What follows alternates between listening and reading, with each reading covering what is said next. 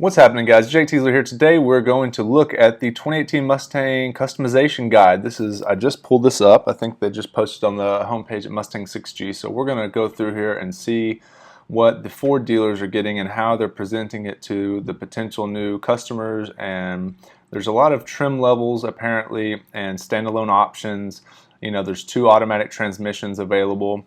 You know, there's the digital dash, there's all these different things. So we're going to kind of just see what the literature provides us to review here. So let's check it out. Fastback or convertible.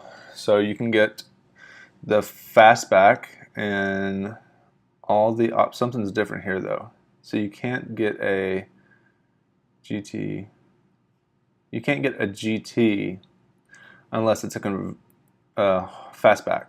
Okay, so you can't get a convertible GT unless it's a premium. Okay, you got that? There's 2 ways to say that, but basically you can't get just a base GT in a convertible. You have to get the GT premium. That's what it's showing right here. So okay, so what's the difference between the GT and the GT premium? I think we'll probably get to that in a second, but I think it has something to do with 6-way leather trim power seats and an upgraded sound system potentially, or that's a different package. I'm not going to get into all that. So how are we going to do this? Let's just go through the steps like they kind of recommend us to do. So first thing to note is the GT base model is only offered in the fastback. That's how you can say that. The next thing is you've got 2 engine choices and 2 transmission choices, although I'm pretty sure that you can get the 6-speed automatic also. So there's actually 3 transmission choices, although they're not showing it. I don't know why. Just to make it less confusing, I guess. So we already know the power numbers, 310, 350 for the EcoBoost. That's pretty stout for a 4-banger. That's pretty serious. Guys, do you realize the Fox body Mustang from 1987 to 1992 made 225 horsepower, I think it was, and like 275 torque or 300 torque. I mean, it was something like, I don't know exactly, it was like 220 and 300. This is like 310 and 350. It is like 40% more power from a 4-cylinder. So that's rad. And then of course, this is a significant margin also. So after you do some bolt-ons to this engine, it should scream. The Mustang is going to be a great road racer because it's high revving. Okay, we're not gonna geek out on that right now. Anyways, that's our options. The next step is 3. So step 1, hardtop or convertible. Step 2, pick your engine and transmission. 3, do you want cloth or leather? So basically they're making you choose between a premium or a standard, a base or a premium. So kind of the differences, you can read the differences here.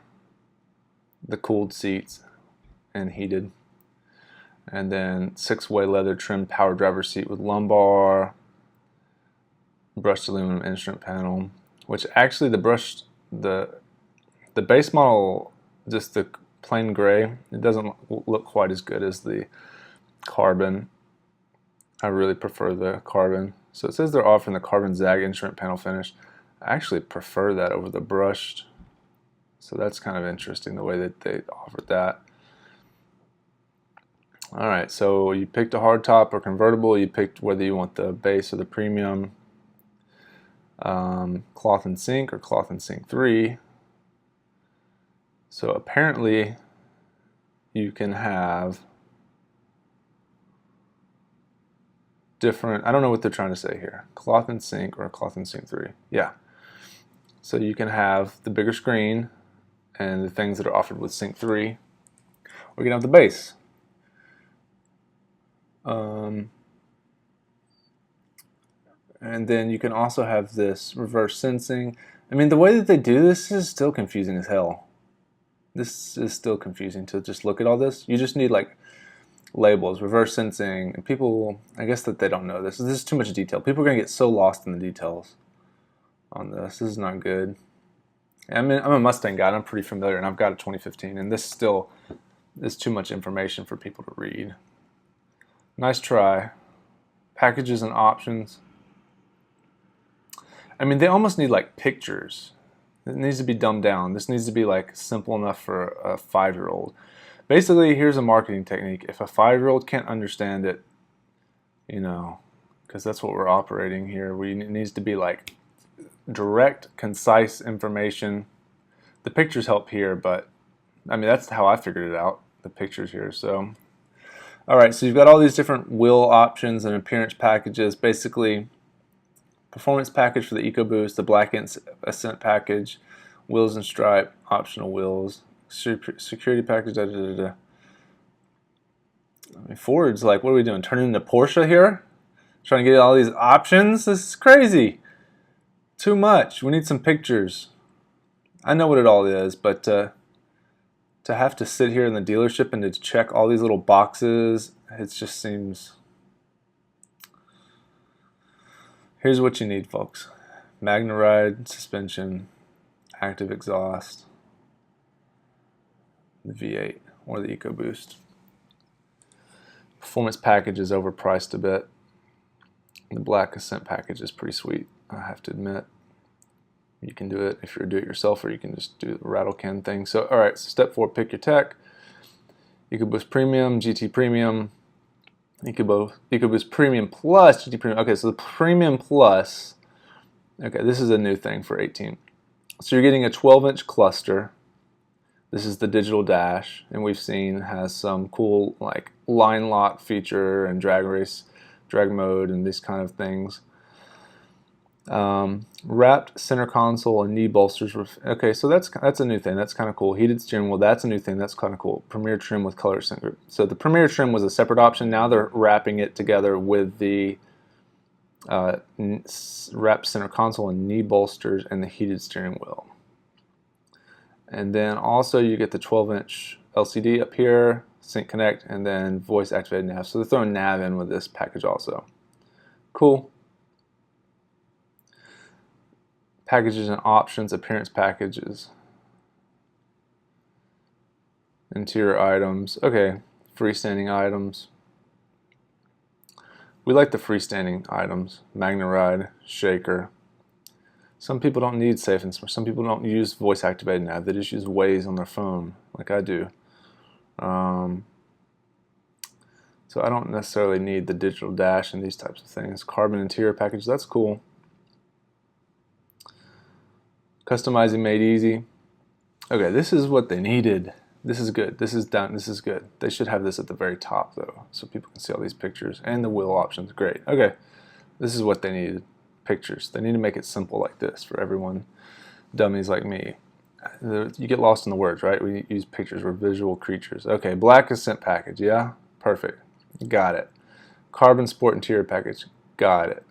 Wheel and stripe package. Got it. EcoBoost Performance Package, Performance Pack. Let's see what they added, because for $4 grand, did they add anything different? Sorry, a little alarm there.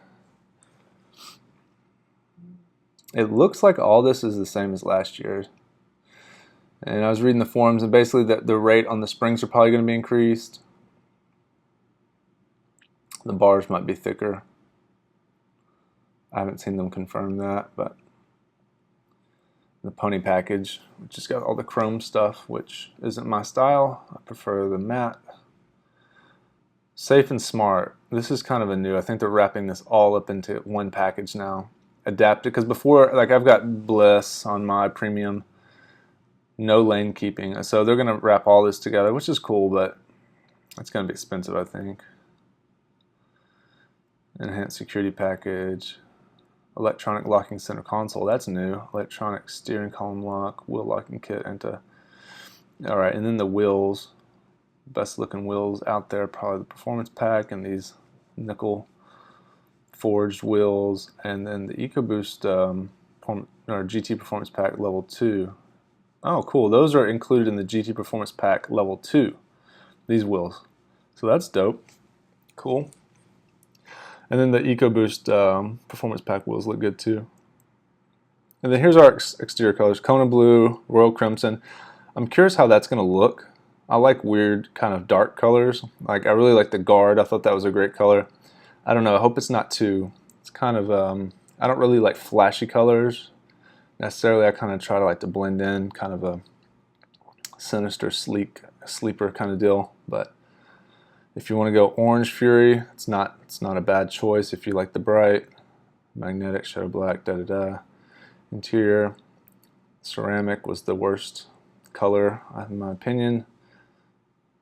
I like the black or the red. I like this leather trim tan. They had it called Saddle, 15 to 17. Saddle was pretty sick color. Alright guys, so there you have it. If that wasn't confusing enough for you, this guy on the forums, Jarstang, is pumping out some good info for you guys. It's too confusing though. Basically, you can't get a GT base convertible. Then you choose your engine and transmission.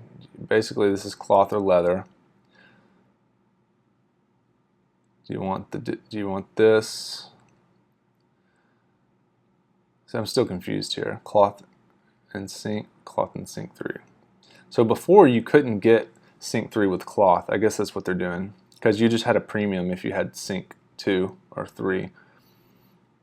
So I guess that's what they're doing, is allowing you to get the upgraded dash and Sync 3 with your cloth. So that's cool. That's cool. I'm down with that. Packages and options. So right here for the package, they should have some pictures. This is too confusing for people. Finally some pictures here. Big dash, cool. Packaging options. So you get the idea, right guys?